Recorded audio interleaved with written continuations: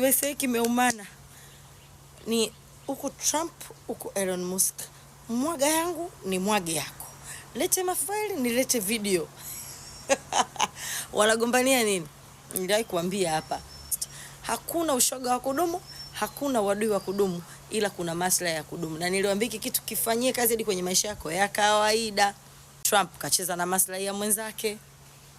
Bwana, watu walikuwa wanajua Trump na Elon hawapatani siku nyingi sana, hata kwenye ule utawala wa kwanza, kwa sababu sera za Trump zilikuwa haziendani na Elon, kwa maana bado ni maslahi yalikuwa yaendani. Lakini awamu ya pili Trump alipokuja kugombea, Elon akawa anamsupport. Kwa hiyo Wamarekani wengi wakisema mpaka Elon Musk ameunga mkono juhudi za Trump, basi Trump safari atakuwa na vitu vya maana. Na kweli Trump akaja na sera nyingi sana nzuri. Nachofanya sasa hivi wamwagiane hizo siri wanazotoleana huko. Ni bajeti ambayo Trump ameipitisha kwa siri bila kumshirikisha Elon Musk. Ili hali alimteua Elon Musk kwa msimamizi wa ufanisi wa serikali. Maana yake serikali isingeweza kufanya kitu chochote bila kumhusisha Elon. Unafikiri kwa nini alimpa hiyo nafasi Elon? Wacha nikurudishe tena kwenye kampeni zao. Kipindi cha kampeni, Elon alikuwa anamsupport Trump kwa kutoa hadi fedha kwa mtu yoyote atakayekuwa ametoka kumpigia kura Trump, ambayo ilikuwa ni $10,000. So you can imagine mpaka Trump anashinda, Elon amepata hasara kiasi gani ili Trump ashinde. Lakini bado alimfadhili kwenye kampeni zake. Watu wakamwamini Trump kwa sababu ya Elon. Sasa amekuwa rais. Kumbe watu walikuwa na makubaliano. Makubaliano ni yapi? Ndio maana hadi Elon ametoa hela zake nyingi hivyo. Kulikuwa na makubaliano kwamba Trump atakapoingia madarakani, sera zake zitakuwa ni zile ambazo zitaifavor biashara za Elon Musk. Bajeti ambayo Trump ameipitisha inaenda kuwa mzigo mkubwa sana kwa wananchi na bado kwa Elon Musk moja kwa moja.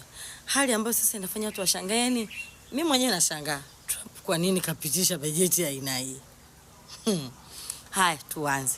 Kwenye hiyo bajeti yake, engo sasa ambazo zinamkera Elon. Ya kwanza, kwenye hiyo bajeti yake anataka kuondoa ruzuku kwenye magari ya umeme. Ikumbukwe dunia nzima ipo kwenye mchakato wa utunzaji wa mazingira. Kwa maana tunahamia kwenye teknolojia na nishati mbadala. Yaani chochote kile ambacho mtu anaweza kukifanya ili kulinda mazingira. Yes, that's the right point. Kwa hiyo Elon kwa kuwa alishaona mustakabali wa dunia ni kwenye kutunza mazingira, kwa hiyo alianza kuwekeza huko. Hapo tunazungumzia sasa biashara ya magari ya umeme ya Elon inayoitwa Tesla.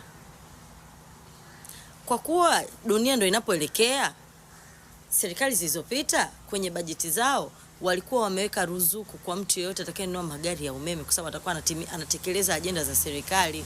Yaani hivi, utanunua hii gari kwa bei ya chini kwa sababu asilimia kadhaa serikali itakuwa imekulipia. Hiyo ndo maana ya ruzuku kama hujaelewa. Kwa mfano gari ilikuwa inauzwa 10,000, serikali itakulipia shilingi 3,000, kwa gari utainunua kwa 7,000.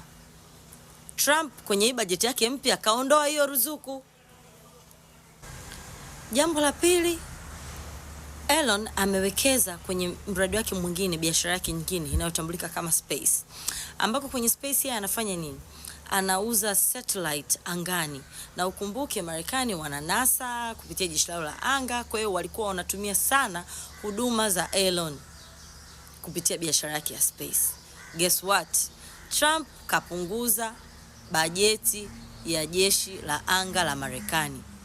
Kwa maana hiyo gharama za matumizi zimeshuka, ambapo hapo moja kwa moja anaenda kuathiri biashara ya sponsor wake, kwa sababu kama amepunguza bajeti ya jeshi la anga, maana jeshi la anga alitotumia hela nyingi kumlipa Elon kwenye masuala yake ya anga, lakini pia eti amefungua kutoka kwenye jeshi la anga kufanya biashara na Elon tu, saizi amekaribisha washindani wengine pia wakashindane na sponsor wake.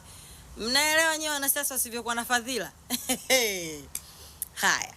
Jambo la tatu, Elon ana biashara ya Starlink ambako anauza internet. Na Trump alitangaza atahakikisha huduma ya internet inafika kwenye vijiji vyote Marekani. Kwa hiyo Elon akaona kwa kuwa yeye ndo mwekezaji pekee ambaye ameyawahi majira, moja kwa moja alikuwa anaenda kufarijika. Otea nini? Trump ameondoa hilo jambo, amesema yeye hatu supply tena internet mpaka vijijini. Na watu wanacheka ila huko anawaza. Bajeti hiyo athari yake ni kwamba kama hivyo vitu vya ruzuku vinaondoka, manake maisha yanaenda kuwa magumu zaidi kwa raia wa Marekani. Shanifahamu? Lakini pia kama nilivyosema awali, bajeti hiyo ni kubwa. Kwa Trump ameweka wazi kwa ataenda kupandisha kodi. Kodi zitaongezeka ili wananchi waweze kuibeba hiyo bajeti. Na ukumbuke hiyo bajeti ukubwa wake sio kwenye matumizi ya wananchi kama vile nyinyi eti bajeti yenu za wizara inavyokuwa. Bajeti hii ina bilioni ambako itanunua itafanya ruzuku za madawa, ruzuku za pembejeo. Hola. Bajeti hiyo imekuwa kubwa kwenye matumizi ya serikali. Yaani serikali inataka kufanya hivi, serikali inataka kufanya hivi, serikali inataka kujinunulia hivi, serikali inataka kujinunulia hivi. Kwa ndo bajeti imekuwa kubwa.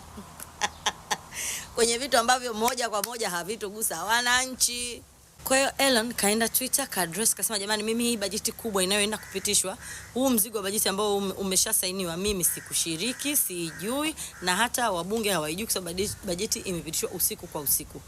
Trump naye akajibu mapigo huko Twitter, akasema Elon, ile nafasi nilokuwa nimemweka alikuwa atoshi, kwa nimemtoa, ndo maana anakandia bajeti yangu.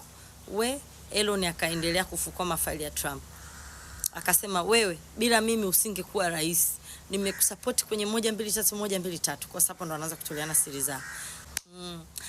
Elon nikaenda kutoa faili hilo.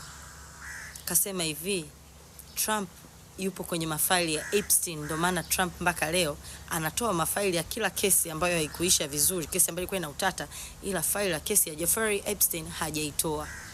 Jeffrey Epstein anahusishwa na nini? Hapo ndo chai inaponoga. Jeffrey Epstein anahusishwa na kesi kama ya P. Diddy, ila ya kwake ni worse kwa sababu huyo mtu alikuwa na dili na watoto wadogo miaka 14 kushuka chini. Ubakaji, ulawiti, usafirishwaji wa watoto wadogo kwenda kutumikishwa kingono, pamoja na kuchochea biashara ya ukahaba. Trump akakanusha. Trump alivyokanusha, saa ngapi Elon asiruke na video ya mwaka 1992 ikionyesha Trump akiwa kwenye parties za Jeffrey Epstein huko. Lakini bahati nzuri hiyo video hapo wanaonekana hapo ni watu wazima. Ila sasa watu bado wanasema hivi, parties za Jeffrey Epstein zilikuwa zinajulikana. Kwa kama Trump alikuwa ni marafiki na huyo mtu, maana yake na yeye ni wale wale. Lakini kama itoshi, msisahau pia Trump amekuwa akisema P. Diddy ni rafiki yake.